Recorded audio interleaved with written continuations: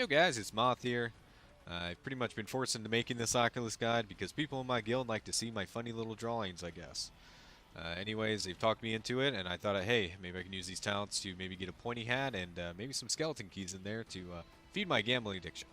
Now, some of you are probably wondering, why Moth? Now, it's probably best not the answer, but I think the real answer is that I can draw this thing in record time. Let's move on to part 1. Requirements. For the Oculus, you'll be needing 5,150 XO, probably some random quests, some gear, and some friends. In regards to exorcism, you shouldn't have any problems. Considering full legendary will give you more than enough.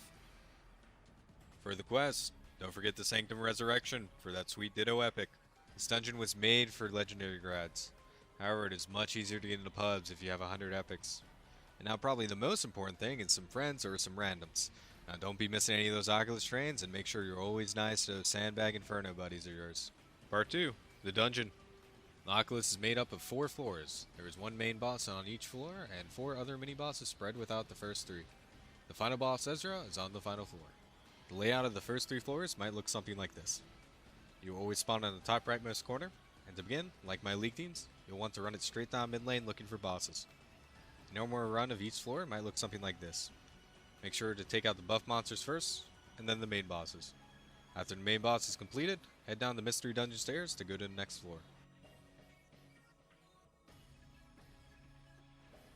Like I said before, there are 4 main bosses, 1 for each floor. Louise and Rosemary can be found on floor 1 and 2, Asourian on floor 3, and lastly Ezra on floor 4. The green name mini-bosses spread throughout the first 3 floors are buff/utility. Narrowlet and Rhea are damage buffs, so prioritize them.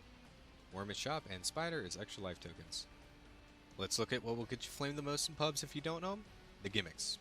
First off, let's take a look at Rosemary. For this gimmick, you will need to run out and then in to dodge the pulsing rings, like this.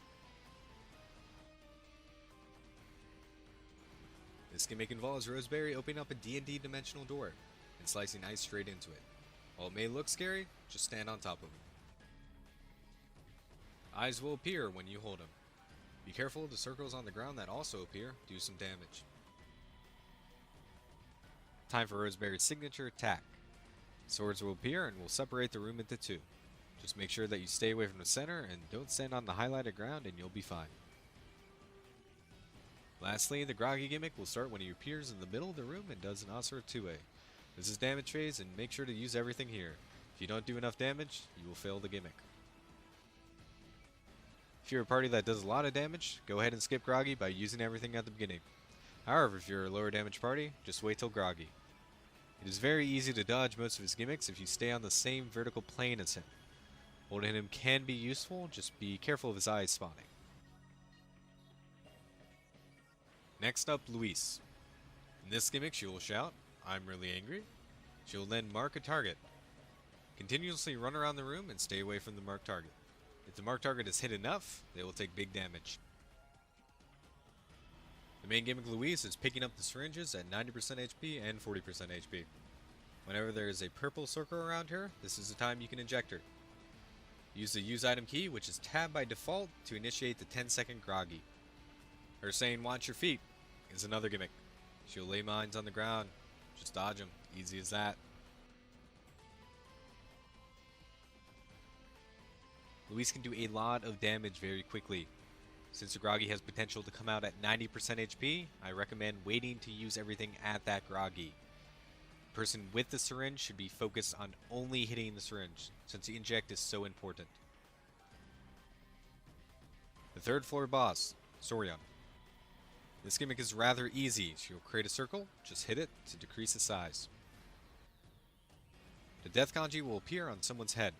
The person with that kanji will want to go to the opposite side of the room in comparison to their party members. Circles will appear once again. You can pretty much just skip this one by getting hit, they don't do too much damage. The Grog Gimmick is like a more complex archer.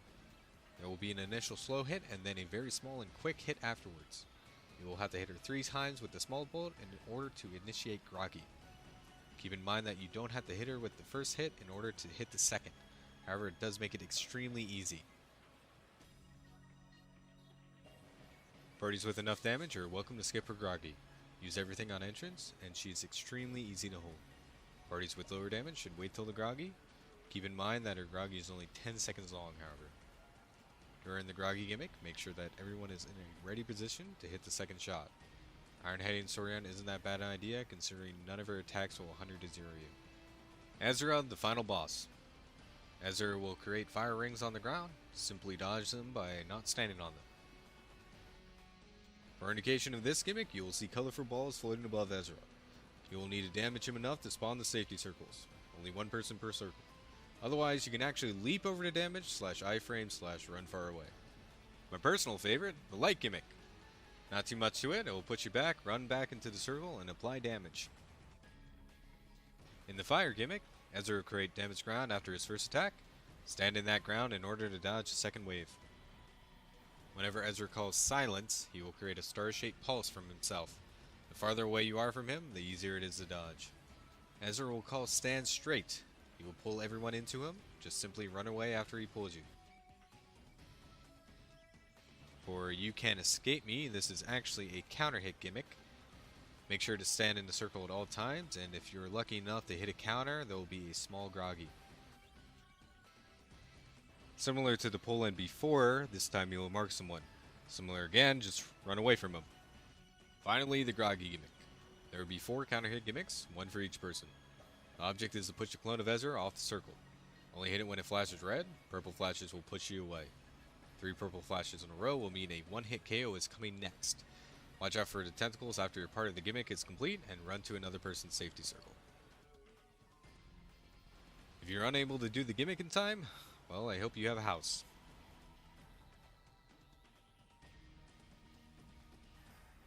Just know that there isn't any downtime in between gimmicks, and to make sure that you're focusing on living amongst all things. Gimmicks such as fire and light make it easy for you to damage him, and it is possible for your satyr to skip gimmicks if they use big heal during them. There is a way to know if there's a buff monster on the same floor. Look at the other minions during any room, and if you see this little red indicator, that means that Rhea / Nerolet is on the same floor. Please do keep in mind that skills reset after going onto a new floor, so therefore most parties will retreat after killing Asourian on the 3rd floor, and this will allow the satyr to 1A at the stairs, basically giving the party 2 1As going into Ezra. This also works with classes that have 2A passives / moving 2As, aka the Witch. Remember, this doesn't reset after going on to the next floor, so we'll continue charging floor to floor. And thus that completes the Moth guide. Hopefully some of you Moths know what the hell you're doing now and stop into my pub parties, but I'd like to thank the DFO team for coming up with this contest.